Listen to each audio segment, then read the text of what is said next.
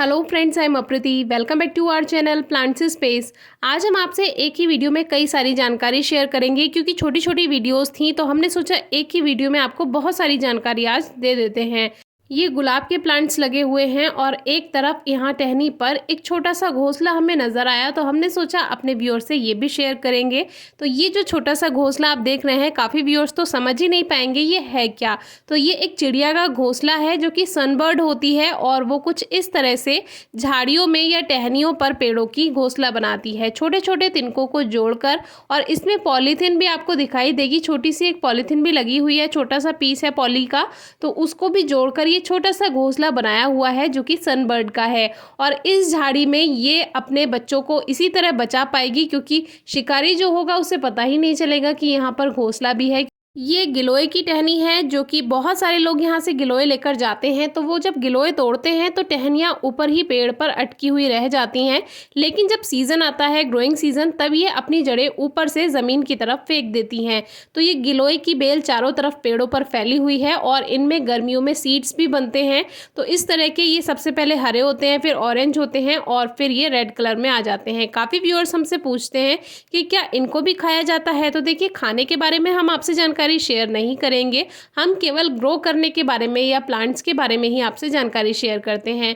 तो ये सीड्स आप ग्रो कर सकते हैं, बाकी गिलोय को आप कटिंग से भी इजीली ग्रो कर सकते हैं, जिसके बारे में हमने आपसे वीडियो भी शेयर की हुई है।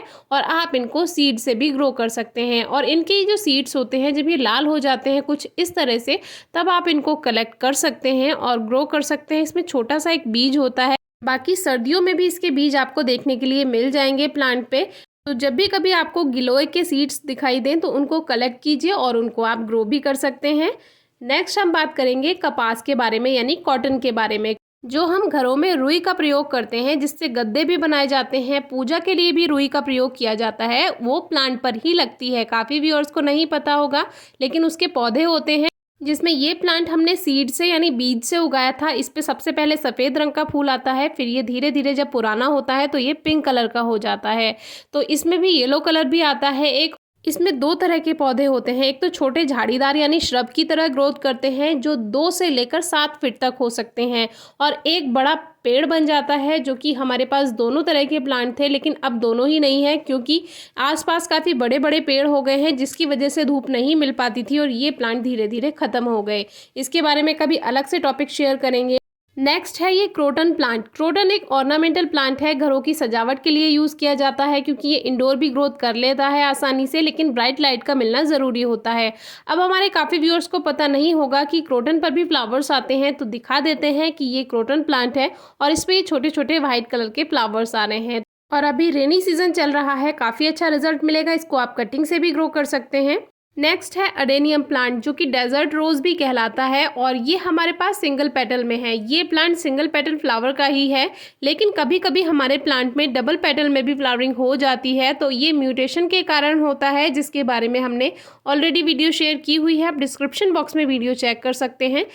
और प्लांट्स के म्यूटेशन के बारे में हमने कई बार आपसे वीडियो शेयर की हैं, जिसमें क्राइसैंथेमम यानी गुलदाउदी, पॉपी, स्वीट विलियम, इन सभी में हमने आपसे म्यूटेशन शेयर किया है। तो म्यूटेशन से भी काफ़ी अच्छी फ्लावरिंग हमें प्लांट्स में मिल जाती है कभी कभी।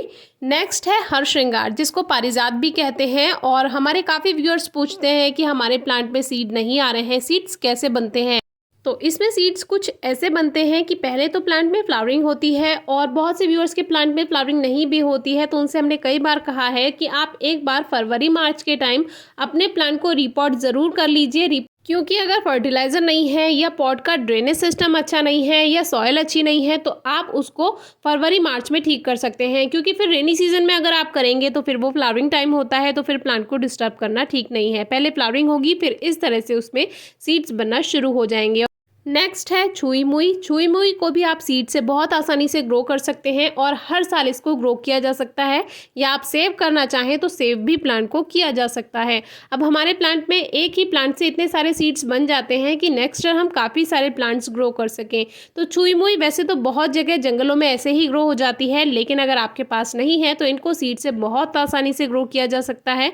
और ब्राउन कलर के इनके छोटे छोटे सीड्स होते हैं। ये कॉस्मॉस के सीड्स हैं, जिसके बारे में तो हम कई बार आपसे वीडियो शेयर कर चुके हैं। अभी रेनी सीजन है तो आप सीड्स और कटिंग्स ग्रो कर सकते हैं, आपको काफ़ी अच्छा रिजल्ट मिलेगा। पिछले 4 दिन से हमारे यहाँ काफ़ी बारिश है। आप भी बताइएगा आपके यहाँ कैसी बारिश हो रही है और आज की वीडियो कैसी लगी। Thank you.